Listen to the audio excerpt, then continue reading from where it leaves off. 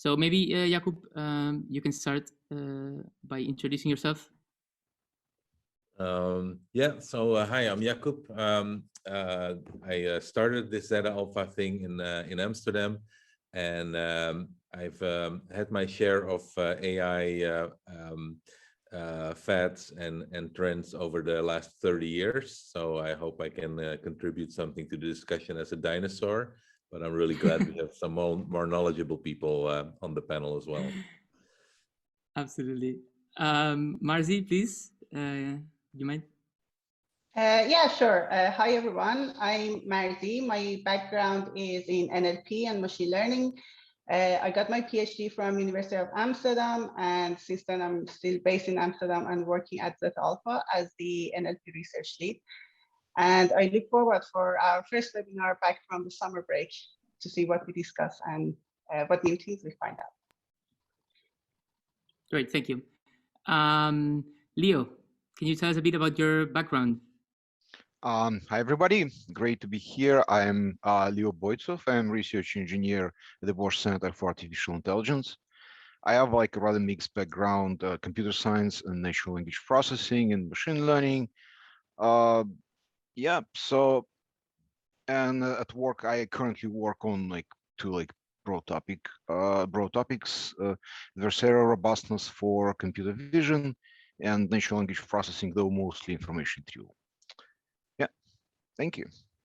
Nice, thank you. And finally, Negar, I think joining from Canada. Yeah. Hi, everyone. I'm so excited to be here. I'm a first-year PhD student at University of Waterloo, and my research is mostly focused on information retrieval.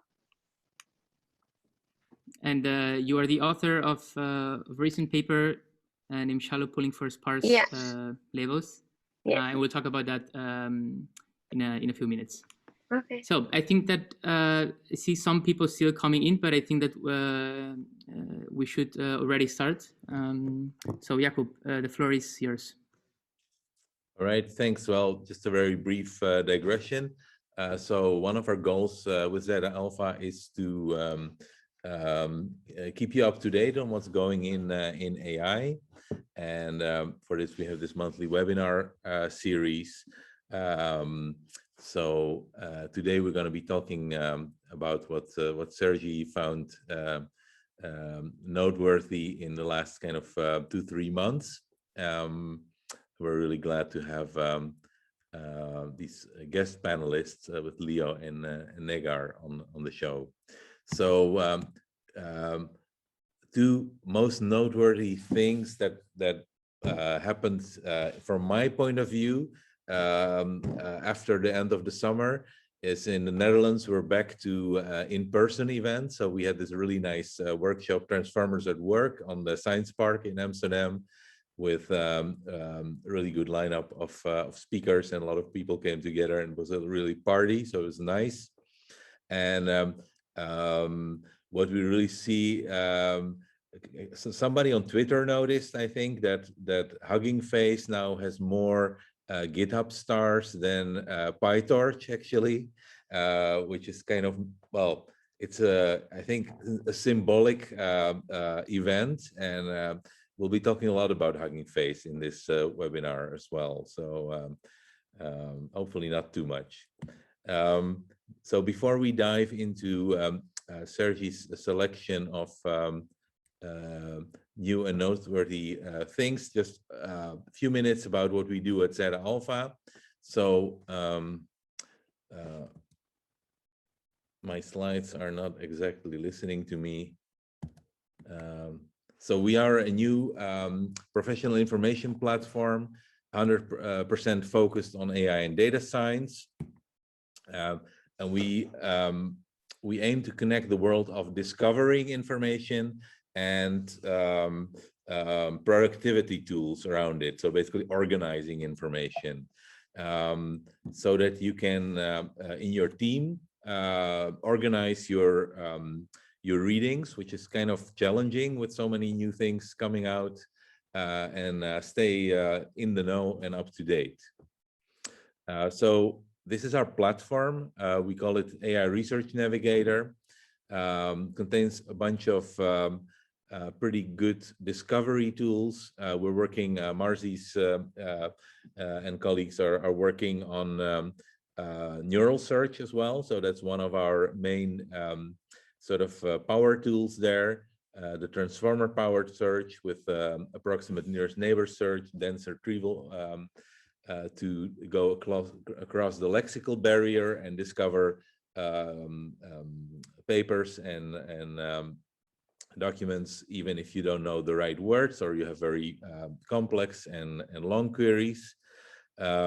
We also see discovery as more than search. So this is one component that we added over the summer, where we are able to visualize kind of semantic map of a pretty large document collection. I think this is everything around transformers, which came out over the last year or so on a semantic map with this Voss viewer component.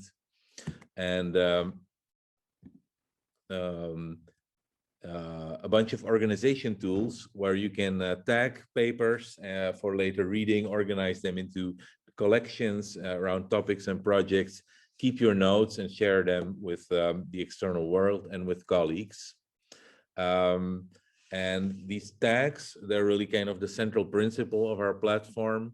So here's my tag on neural retrieval, which is one of the topics we're going to be talking about a lot. And see, I have about 100 papers there, and I can make some notes on that. So with Markdown, I can make a whole wiki style notes and share that with others like Marzieh and Sergi and others in my team. And once I start kind of making these collections, it automatically starts to recommend new papers based on document similarity, but also on basis of other signals. Like, for example, what's being discussed on social media. So we basically connect papers to the social media discussions, an idea we graciously borrowed from Karpathy's archive Sanity, because it works really well. And not only social media, but also code with the help of our friends from Papers with Code. We're able to link to the GitHub repos, and that makes a good signal. And basically, these things together allow us, give us a really easy job in scouting what's going on. So basically, when Sergi starts to make his blog and the selection of what's happened over the summer, it's as easy as this. So what happened over the last 3 months, new things that came out, and rank it on something like popularity. So these are basically the threads and discussions which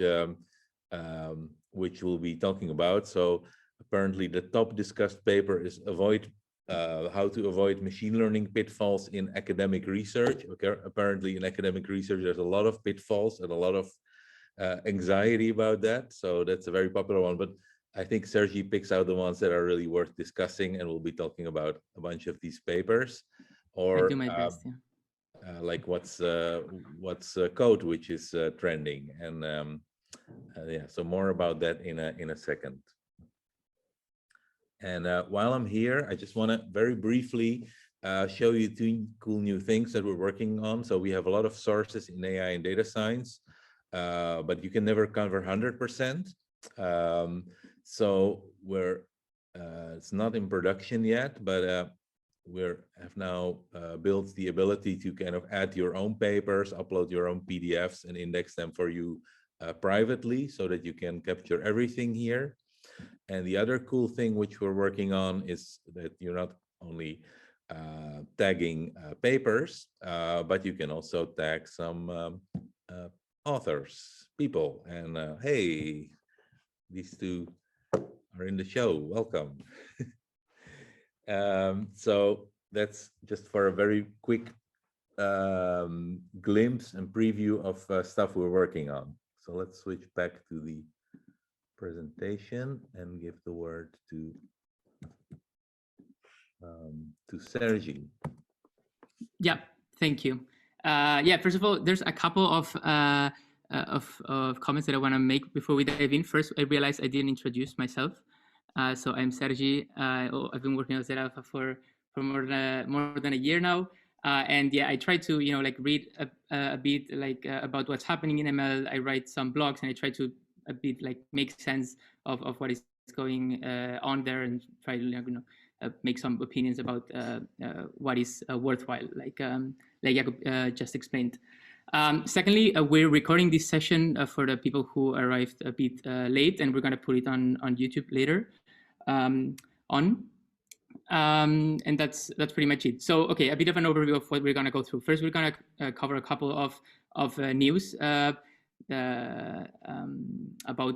mainly about Huggingface that I think are pretty interesting. Then we're going to go through a couple of papers regarding big language models with Marzieh, and then we're going to jump into the shallow pooling for sparse labels with our guests and talk about this MS Marco benchmark. So, all right, so the first story that I wanted to bring your attention to is this announcement from Huggingface that they're partnering with Graphcore. I think you all know, oh, sorry, actually, you already mentioned that a bit, Jakub, but I reckon you were in RecSys this past week. Can you give us like just a quick, 1 minute highlights of that? Yeah, actually, RecSys is wrapping up right now. It was in Amsterdam. It was an in-person event. It was really nice. There were about 300-400 people live in Amsterdam in Beurs van Berlage, a very nice historic building in the center. But it was a hybrid conference with also a lot of people online, especially from the Americas. And yeah, I still have to digest it. We have the papers in our platform if you wanna search for them. Best paper award was won by this study on misinformation bubbles on YouTube, how you can burst them and change people's behavior from de-radicalization. It was kind of sociological study, but it's good to see that RecSys people are aware of these problems. What's maybe the most newsworthy event there is that NVIDIA within their Merlin team released this transformers for Rec framework, which basically wraps Huggingface transformers in this kind of session-based recommendation framework, and it's open source. So maybe check that out if you're working on recommender systems. And one other really nice paper, and in general, there was a lot of attention at RecSys for privacy and like privacy preserving recommendation systems. And there was this really nice paper from people behind the Brave browser who did this sort of federated learning for collaborative filtering. So those are some newsworthy items from there. Yeah, so thank you very much.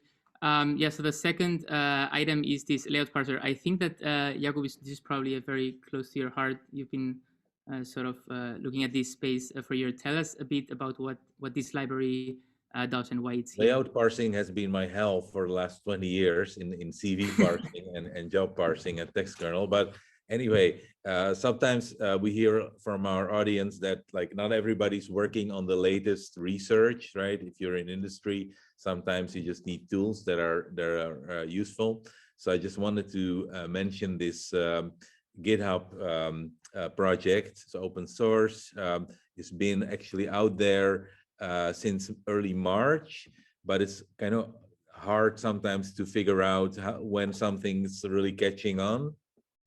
So now it has 2,500 stars on GitHub, and it's a really useful tool to segment complex text layouts into into blocks and OCR them and things like that. So if you're working on something like CV parsing or invoice scanning, this is definitely something to check out.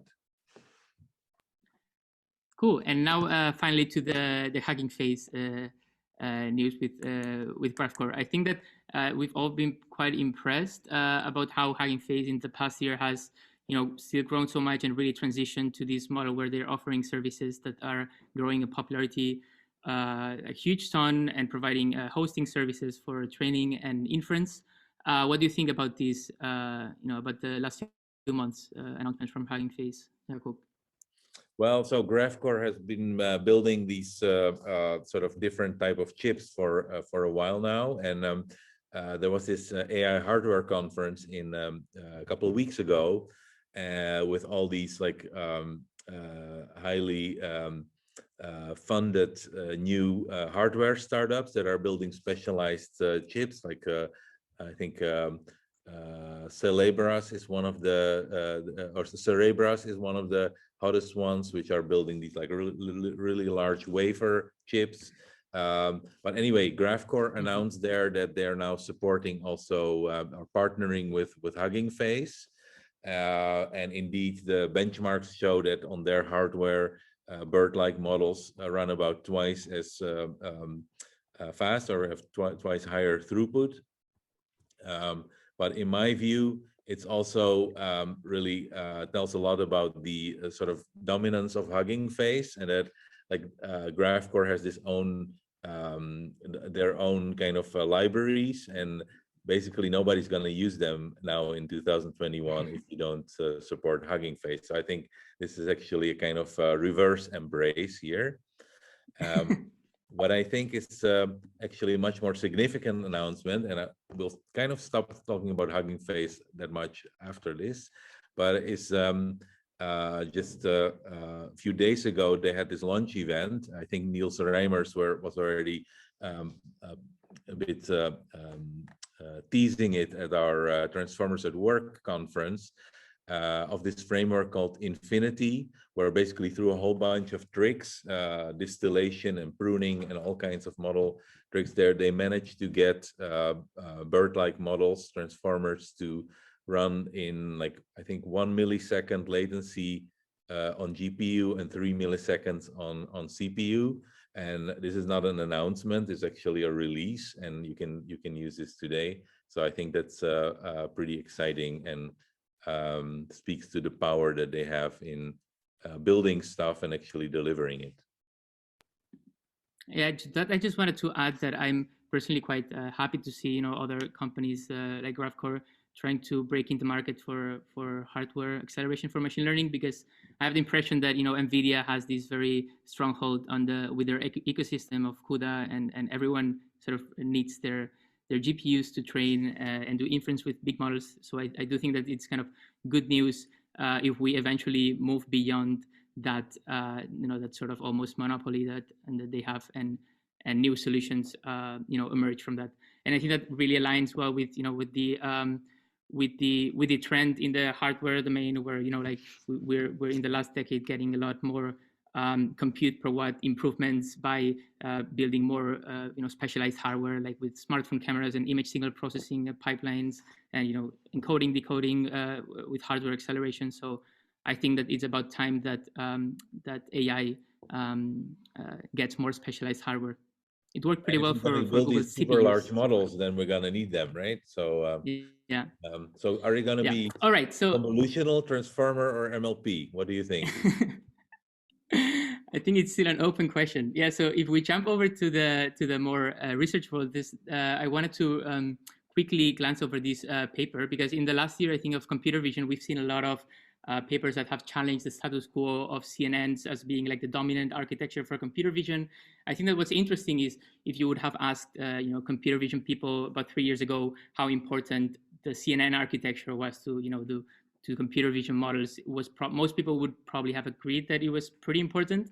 And I think if you ask that question nowadays, I think there's a bit more doubt on the relevance of particular architectures for solving tasks. And I think that this paper does a pretty good job of pretty simply putting heads to heads with these architectures. They do some experiments. The results are not conclusive. In very strong terms, I would say that they mostly sort of confirm intuitions that we already had. For instance, MLPs work well when you have a lot of data, but they tend to overfeed faster than CNNs. Then CNNs work better still on the low data and low parameter regime, because they have inductive biases that are pretty useful for computer vision. And then transformers present really good scalability. They're the architecture that does better when you enter the very large scale. So I would say if you ask me nowadays, you still should use CNNs for computer vision, but I don't know, in a couple of years, maybe you have to ask again. Maybe Leo is working also in the computer vision. Maybe you have some comments on that. You're still using CNNs, I'm guessing, or yeah. So we've been using CNNs for quite a while, but I can only agree with you that let's check it out 2 years down the road, so it's not clear, yeah, what's going on currently. Great. I think. So back in the old days, we used single layer perceptrons, but I think that's not gonna be the future. No, I don't think. Yeah, but these MLPs, they're not like single layer MLPs. They're doing, they're pretty much CNN style, but they.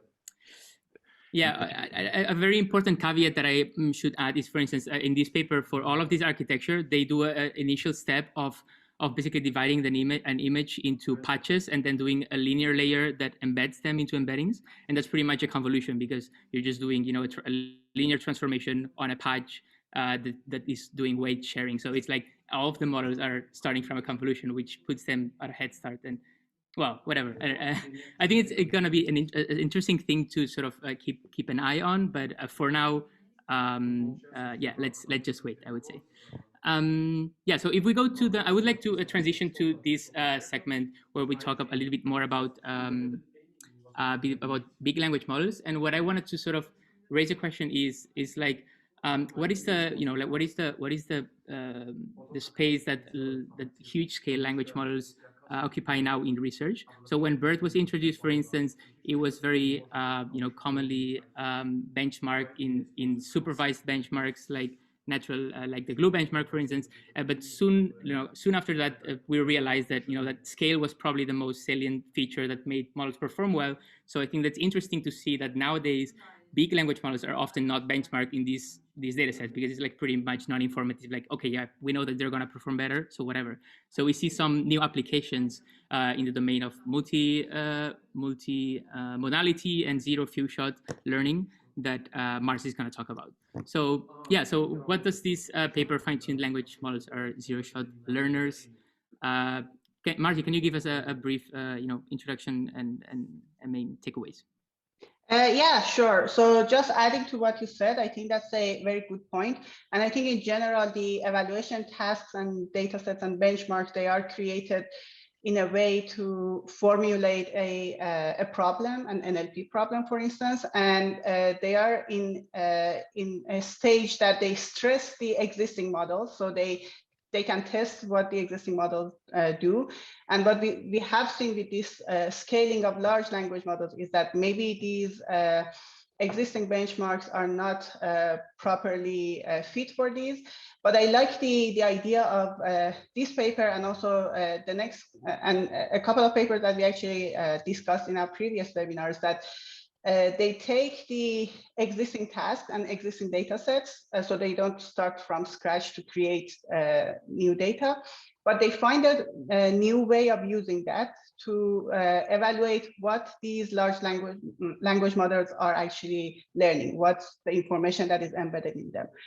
So in this particular case, these guys, what they propose is this instruction tuning approach. So here you see, in comparison with pre-trained fine-tuning and prompting, how it's different. And the main idea is that we pick one of these pre-trained language models, ideally a large one, and then we fine-tune it on a set of tasks. And this fine-tuning is done in given an instruction. So instruction is a little different than prompt. And then we evaluate it on a task that we haven't seen during the fine-tuning stage. So this way we can evaluate the zero-shot learning capabilities of these models. And what they do is, like I said, so they take the existing data sets. So they cover a bunch of tasks, translation, summarization, textual entailment, so a lot of different NLP tasks. And in each task, there are existing data sets that they take, and then they reformulate it to create instructions for the given task. So for instance, if the if the task is like a translation, like given a sentence in one language, the output is in another language, the instruction is please translate this sentence to target language X. So a natural language prompt or instruction basically. And it's very interesting that they show they cover like multiple things in their evaluations and multiple combination of things. So what they do is, so they have this, I think maybe around 10 or 12 tasks, and they cluster these tasks based on how similar they are. So this is a bit like debatable. Maybe there is a bit of exploration of how to cluster these, makes things different going on that they don't really cover. But then they have the clusters of tasks, and for each task they have multiple data sets, and for each data set they define multiple templates. So the templates are different ways of defining the instruction. So they have one particular. So it's a bit like T5 taken to the extreme in some sense. Yeah, well, you could say that. So the instructions are very much closer to natural language. And the idea is that later on, if you want to introduce new tasks, if a person wants to actually ask these questions, how it would be. So for instance, for the, I think for the natural language inference task, the templates are like, they ask questions, for instance, can we infer the following given the context? Or based on the paragraph above, can we conclude this conclusion? Like things like that are very natural. And they show improvements on the held out clusters, like the cluster of tasks that they don't fine tune on. And they also show that in comparison with GPT-3, they are learning much better. So in different cases, it's different. So for instance, when they look at translation, expectedly, the performance of translating into English is much better than translating into other languages, because the pre-trained language models are mostly trained on English text. So there are these cases that it's not basically universal. But I think overall they show really interesting results. And another thing that they show is that this ablation test here, where they add clusters one by one to their fine-tuning set, and they show that except for the, I think the sentiment analysis cluster, the cluster that contains the task of sentiment analysis, adding these actually gets you better performance on scene tasks, and they don't see it capping up. So it might be still going with introducing new tasks and new clusters, but it's also not always the case. So there was another ablation test that they do that so the number of tasks are important in performance, so the diversity of tasks, but the templates themselves not necessarily. So I think they define like 10 templates, but they also show that with fewer number of templates, it also doesn't matter. So looks like diversity in instruction is not as important as diversity in the data itself and in the task that they have. That's very interesting. So I have one question that also relates to the sort of next paper. If we go to the next slide, which is, okay, so these models, and you're gonna explain a bit about this one. I think they're extremely interesting, and these new kind of ways of solving tasks is quite promising, but they're still like very big, right? Like, do you still like see an opportunity for these to be brought to the, to the kind of sizes that people can do inference on and can use actually, on a server without having, million budgets in the six figures? Yeah, that's a good question. And I think for that, the interesting part of research is these works in pruning these models and coming up with more efficient models that don't lose performance-wise, but they are much smaller. Because I think in the current state, it's still, to me, it still doesn't look like that it's going to be, let's say, production ready for normal people, like without huge resources. But I find it also very interesting that even though that's not the case, we still want to figure out what they are capable of doing and what's going on inside them. So these papers, like the previous one or this one, that actually pokes into what these models have been learning, I think is really interesting. What do you think, Leo? I think, yeah. You're mute. Oh, sorry. Yeah, I totally agree, and I just wanted to make a couple of comments about the paper. Well, first of all, I would like sort of to clarify that they call these models fine-tuned, but these models are not fine-tuned in a way that, say, for squad models were fine-tuned. There is no head, so there's basically just language model like T5 style. So it's basically kind of prompt tuning, so to speak, with instructions. But another thing somebody pointed out when there was a Twitter discussion of this paper, there is a figure 6, and that relates to your comment on whether like the size of the model and whether they are going to be useful in production or not. So I think the hardware will catch up pretty soon. But what is interesting, if you look at figure 6, there seems to be non-linear jump in performance with the model size. We're going like sorry, yeah. So like the model like 8 billion. Yeah, if you could open it. No, I think it's not on the screen yet. Oh no, okay, yeah. So, but there is the model with 8 billion of parameters has average accuracy of around like 40%. But if you go to 68 billion, it jumps to 70%. So it's clearly there is this big benefit of using these large models. And the good question is like how to scale it efficiently. Well, there are people who print these scaling laws. I already kind of showed them on my screen. On their T-shirt, and they walk around in town with these scaling laws in their T-shirt. So I think that's going to be pretty important. Absolutely. Yeah. But sort of to wrap up about this, what do you think about this multimodal aspect? Does that like there was a big discussion on Twitter, I think, by Emily Bender and others that like, oh, these language models are never gonna have like grounded understanding. You really need to go to multimodal before you get any sort of meaning in these models. This is a difficult discussion because who knows? Nobody understands really what's going on in these models. So a lot of these results are empirical, like people play with these models and they get results.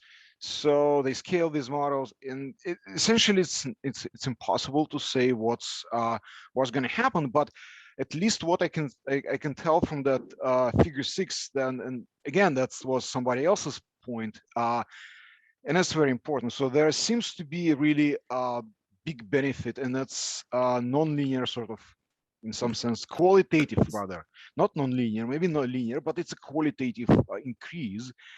When the size of the model goes above a certain threshold, we see things that we haven't seen before. So that's something that I think may be important. So I think that's a really interesting observation, like whether you know, whether scale is sort of an interesting pursuit itself or not.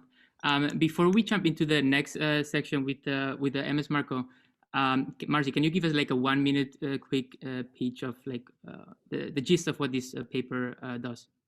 Yeah, sure. So actually continuing on what Leo mentioned, in this paper, they do try to look at how these large models are actually able to generalize. So in the previous paper also to a certain extent, like zero-shot learning actually captured that. But the question of whether we, by scaling these models, are we just memorizing everything that's there, or are we able to generalize or not? So that's in this question, yeah.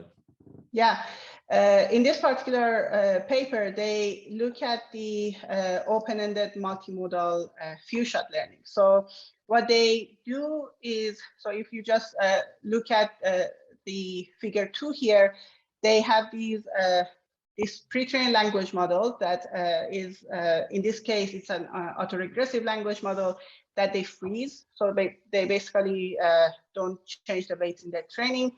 And then that is for processing the text part. So, and the data that they work is a combination of images and captions. So like an image and then a text that describes the image.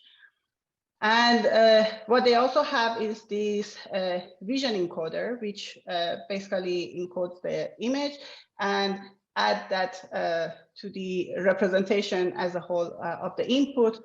And then during training, they only backpropagate to the, so they only basically train the base of the vision encoder and not the language model. So they kept that as frozen, and they also, I think, called them their models frozen.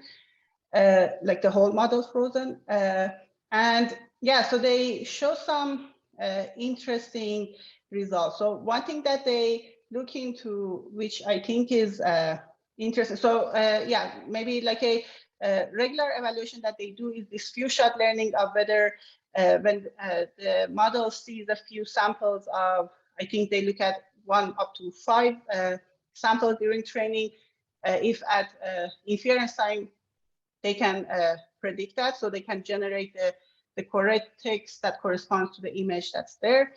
And another thing that I think was interesting that they looked into was these 2 things. So one was the encyclopedic knowledge of these models, and another was the concept binding of these models. So going back to Jakub's question, maybe, so whether these, like the concept binding of images and text, whether this actually tells us more about how these models are learning, or if these models are learning or just generating random text, let's say. And they show some impressive results. So the results is still a bit, I would say, yeah, maybe preliminary, or so in a lot of cases, they have to cherry pick the examples, or they actually mentioned that they tried a couple of random things and then one of them worked out. So it looks like there is something there, but it's not that these like examples that are very impressive. It's not the rule there. But I think as a whole, looking at these like asking the multimodal questions in language models and how they work is very interesting. So, okay, let's have a quick, Leo, quick reply to this. Yeah, how is it, I'm not familiar with that work. How is it related to OpenAI CLIP model, which seems to be doing somewhat similar? Yeah, that's a good question. So the CLIP model, was it to... I believe that the CLIP model is doesn't use a frozen language model. Instead, it does backpropagation. Yeah, I think does contrastive learning, you know, all the way, right? And these the main thing is that they just train separately, like first language model, and then freeze that and train a prompting mechanism. Is that like a practical thing, or does it have any sort of? No, it does have, I think, some effect on the general. Yeah, in this case, they said that they don't train the language model just because the data is so unbalanced. So the text-only data is much larger than image text pairs that they have. So when apparently they did try that, I think in the paper they mentioned, and it didn't really work out. So they make it frozen, but I don't remember how they do that in CLIP, to be honest. So I would really love to continue talking about this paper because I think there's a lot of very interesting stuff about it.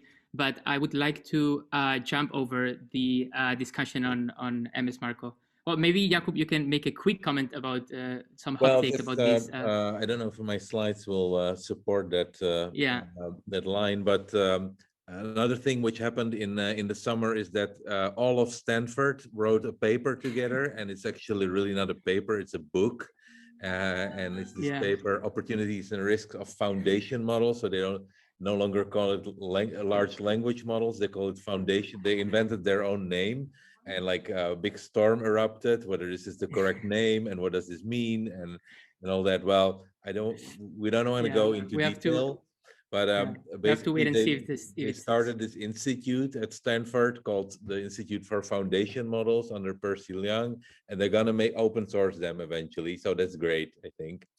And whether this is the sort of the holy grail or not. Everybody, I think, is aware that the scale factor is the determining one here. And next to scale, I mentioned already, some people are printing this figure 1 from the scaling laws on their T-shirt because they think that's the way to general artificial intelligence. I don't know about that. But the other side of it is, like was apparent in the previous discussion, is everything about data, right? So I think what's becoming more and more important is what kind of data. These architectures are no longer so important. It's really about the scale of the compute and the quality and the representation of your data. And I think that moves us to the next discussion. And I just wanted to mention one thing that still, I seem like a salesman for Huggingface, but still the largest GPT-like model that is available is from Eleuther. It's actually open source, and it has come into the Huggingface Transformers library just recently. So check it out.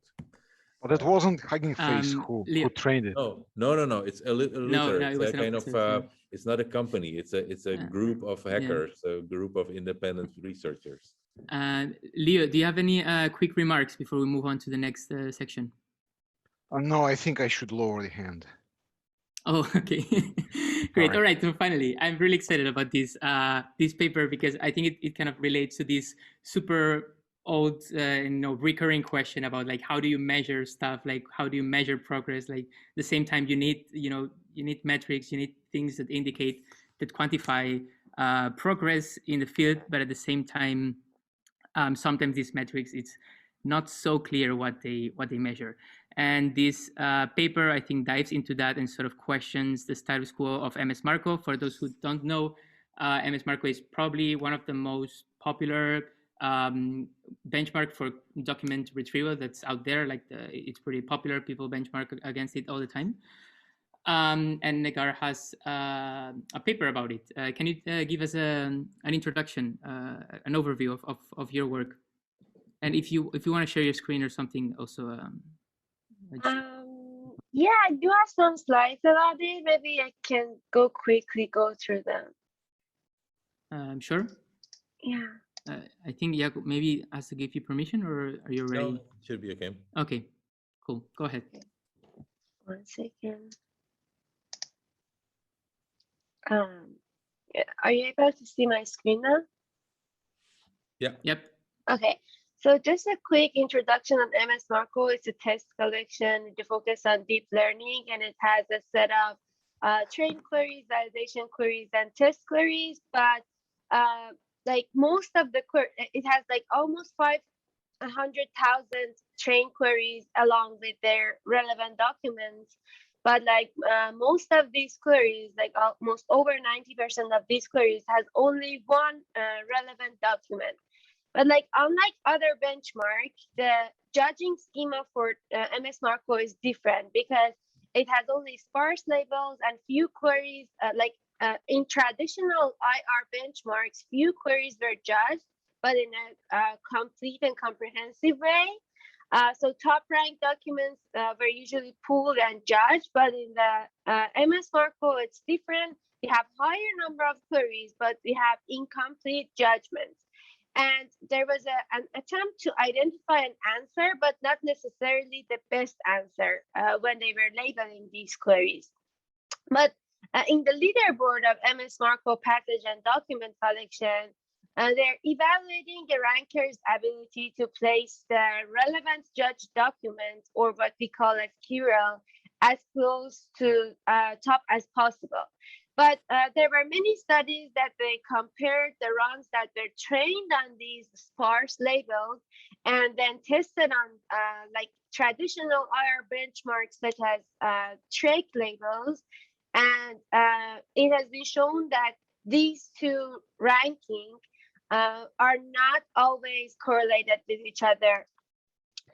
So like, if we want to just go quickly over how they make these labels, is that they were the top 10 retrieved documents or passages by Bing were shown to annotators, and they asked to identify one relevant answer or the relevant answer. They were not asked to identify all relevant passages, but the question is, if assessors were not encouraged to identify the best passage, why are we rewarding these rankers to place the QRL or the relevant judge document as high as possible in the ranking, if there are equally good or even better passages in the corpus?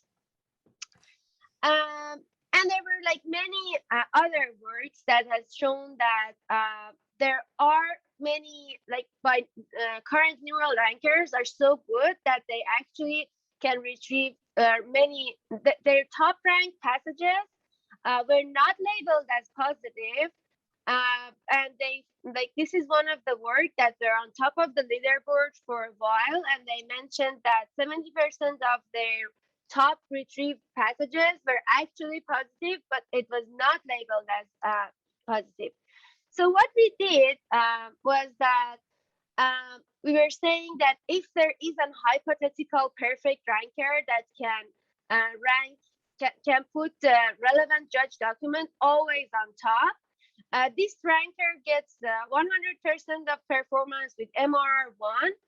We asked crowdsourcers and click workers to compare if one of the retrieved documents by one of the good neural rankers, one of the state of the art.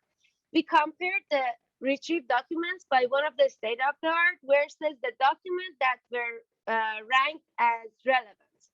And we asked crowd workers, which one do you prefer? And the hypothesis here is if people prefer the one that was retrieved by neural ranker over the one that is considered as perfect or as relevant, we can say that the neural rankers are currently better than perfect. Yeah, so let me just jump because I don't want to waste so much time here. So here is our comparison. At the first category are those that neural rankers and relevant judge documents. Yeah, let's look at these numbers. When the blue ones are when the neural rankers and the relevant judge documents agreed on the first document, and the red category is when the neural ranker did not agree with what was judged as relevant. And we can see that over 70% they did not agree on the first ranked document. But the thing is, over 60% of the time that they did not agree, which would be like this amount, the assessors preferred what neural ranker retrieved over the relevant documents. And also when they agreed, when the neural rankers and the relevant judge documents agreed on the first document, over 66% of the time, assessors agreed on the first passage, which is also the relevant judge document, which this kind of give us some assurance on the crowdsourcing and the quality of this assessment. So considering that we have some confidence in the neural ranker and in this assessment, we can say that these neural rankers are already better than perfect. And people like what neural rankers retrieve more than even what were judged as relevant. And in our second experiment, what we did was that we said, okay, we want to go for some tournament style labeling, and we will pull the top retrieved documents from like a few of state-of-the-art rankers from the leaderboard, and we want to generate a new set of QRLs, new set of relevant judge documents. And we are saying that if we are considering sparse labels, and if we want to have like only one relevant judge document for each query, maybe this should be the best representation and best relevant document. So I will jump from here. Okay, so we compared every pair of top retrieved documents on over 12 state-of-the-art rankers, and we put them side by side, ask assessors, which one do you prefer? And here we reported the win ratio. By win ratio, we mean that one were preferred over the other one. We have all these runs from run A to L, all state of the art from leaderboard. And this perfect run is when you have the relevant judge documents always on top. So if you look at these numbers, it's each number indicates when the column wins over row. For example, if you look at this run H, which is a very special run, it was always preferred over all the other runs. And even like the bold values indicates the statistically significantly preferred over the conservative Bonferroni connection. And So, you can see that, Negar, yeah. to draw a conclusion, would you agree with Sergi that kind of MS Marco is in trouble, that its days are over, or is there still a way to fix it? I think probably Leo also wants to say something, because probably one of these experiments is from his submission. But yes. what's your conclusion from that? Okay. So just to conclude, I would say that we are not saying that it's nothing, it's anything wrong with the MS Marco. We are just saying that after a certain point, like if you can see in this figure, we can distinguish the better runs, like which run is better one.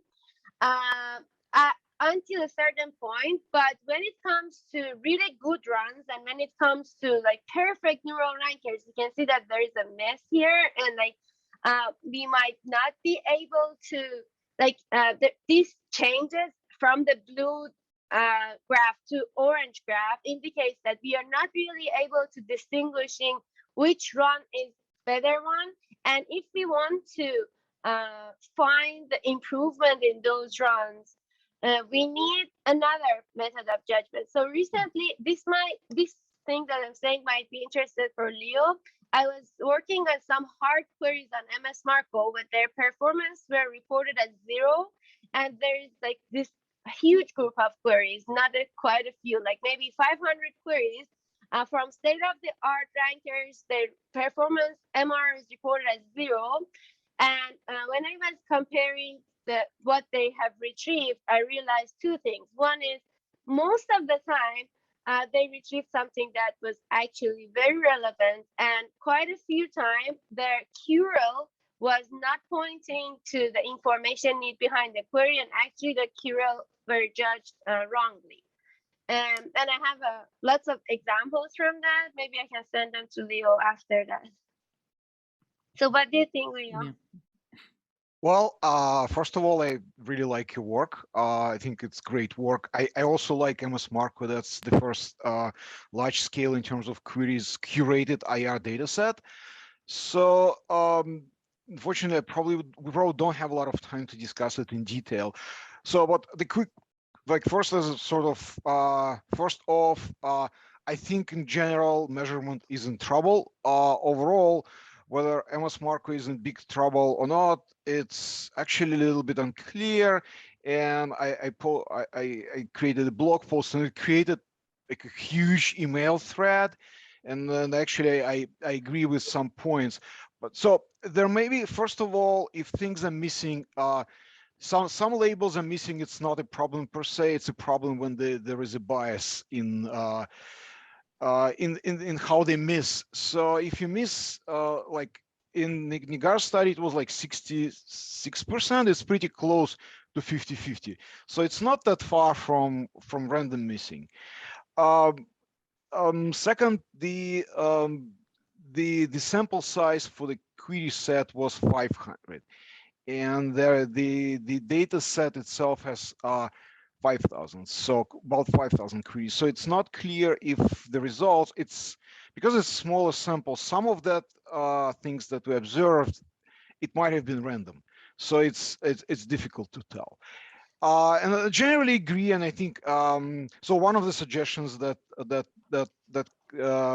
Negar and co-authors are making, that let's do continuous evaluation. Let's once something is relevant, it needs to be, we know that it's relevant, it needs to be added back to the pool. which basically brings us to the point where we have, instead of static leaderboard, we have continuous evaluation, more like in a real production system. Like so dynamic, really. Dynamic, yeah. So a new run comes, and if say it's high enough on the leaderboard, we would go and evaluate it, and maybe for sample set of queries to see if it's really good. And because there may be something new.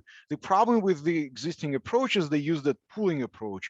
So several systems, you select top, say, 10 results and show these to assessors. The problem is that you don't know, you never know what's going to be at rank 1000, right? Or there is something that a ranker retriever does not find. If a new retriever that is in principle different comes and it finds entries that are relevant, you will never see them. So that's an issue. But so a continuous evaluation may help us solve this, although somewhat another conclusion was, yeah, it's kind of nice to have, but it's difficult. So it's also kind of similar to what Trek is doing, right? Like if you look at Trek DL, it's kind of based on the same data, and it does that to just much deeper pools. And if you do the same thing year by year, it's kind of dynamic, right? Yeah, it's a great point. Yes. So another point I think that arose from the discussion is that we're not doing just MS Marco. We're not interested in really small these changes. We need to see like the big picture. So we see what we have on the MS Marco, and we saw, for example, when BERT was first introduced, we got a big jump, so we are kind of interested more in this kind of increases. And we also complement that MS Marco leaderboard with track evaluations, which have deeper pools. And there is some pretty good agreement between these two. So, and also if you want to really help the field, you shouldn't just participate in that leaderboarding, but you should also participate in deep learning track, although it's a little bit more challenging to do, but in the sense that organizationally, but it's another good thing. By the way, I really like the Bear paper, or Beer as they call it. Like, I mean, evaluating on a single data set is never gonna give good conclusions as to the generalizability, right? Yeah. Yes, but yeah, but go ahead. But I think Bear is or Beer is based on the this like so-called retrieval QA data sets. As far as I understand, they don't have like curated human judgments, so that's a problem with Beer. Yeah, and after all, to kind of move the discussion to the next one, because we still have a few topics we want to address. MS Marco is the only thing we have for training deep learning based rankers after all, right? No, Beer can be used. It's more challenging to evaluate. I need to see some, I mean, maybe I don't want to misjudge it, but my appearance is that for Beer, you can get actually a lot of training data, but not so much.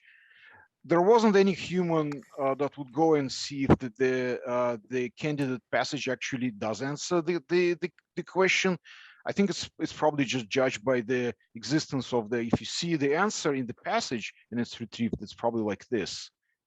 Because otherwise, how can you do like that large scale data set without human? Yeah.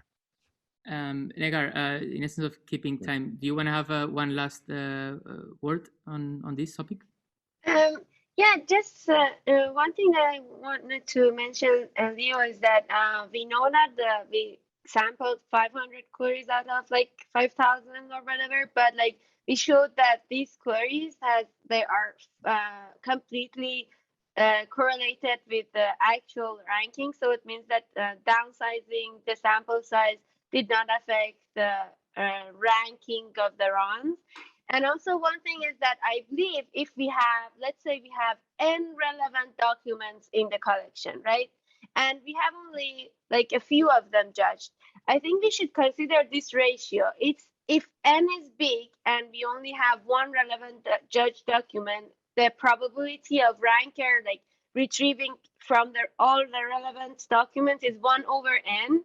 If n is pretty high, then I don't think it's a good idea. Like the more this ratio is for the number of judged documents over the total relevant documents, the better our evaluation method is. But if this ratio is pretty low, it means that we cannot detect improvement and we cannot distinguish between the runs. Thank you. Yeah, thank you. Thank you. Yeah, so I think, Jakub, you have you want to just, I give you 10 seconds per slide because we're a bit over time. So Marzieh, just what do you want to say? Maybe a shout out for this work that we're doing with Rodrigo has really been doing the work with his team, but we what are you guys doing here? Yeah, so 10 seconds. The idea is to have a multilingual MS Marco and to actually create that automatically. So using existing state-of-the-art MT models to translate queries and passages in MS Marco dataset, which is in English, to a set of other languages.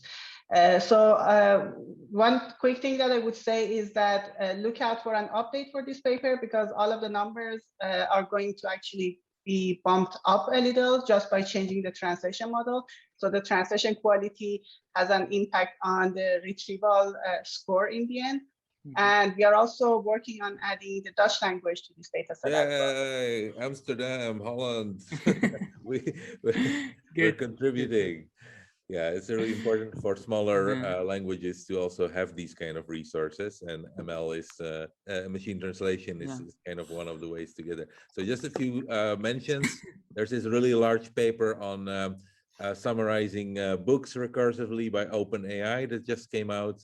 Noteworthy. We're going to probably discuss it in the next edition of this webinar. And of course, Gary Marcus went off on it because he kind of in this polemic with OpenAI.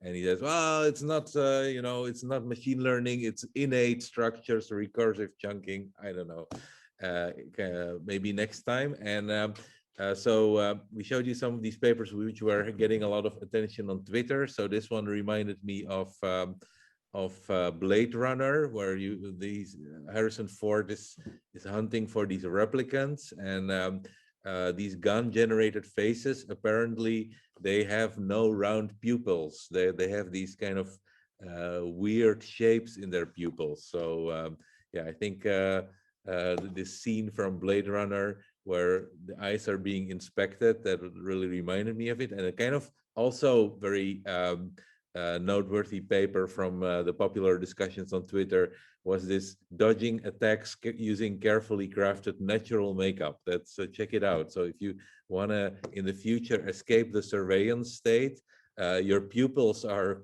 purely checked by the Blade Runners, but with some makeup maybe you can escape still. And in another noteworthy GitHub contribution, there's this StyleCLIP project where maybe you can just, again, remove the makeup using verbal cues. So you can say, remove the makeup, and it removes the makeup, or it makes you bald, like me, or beard, like Leo, or headphones, like Negar, or scarf, like Marzieh. So we can the next time switch roles a little bit in this webinar. And if you really don't like people at all, then there's a new data set came out this week. It's ImageNet without humans. So if you're working on computer vision for a company which does not like humans for whatever legal reason or style preferences, then there's this PASS ImageNet derivative that you can use. So yeah, I'm looking forward to talking about this next time.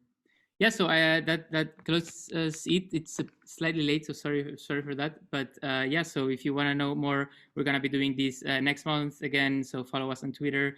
And it was great having some guest panelists. Again, like I feel like this could have gone on for 2 or 3 hours, and it would have been still very interesting. So yeah, thank you very much for coming, and I'll see you around.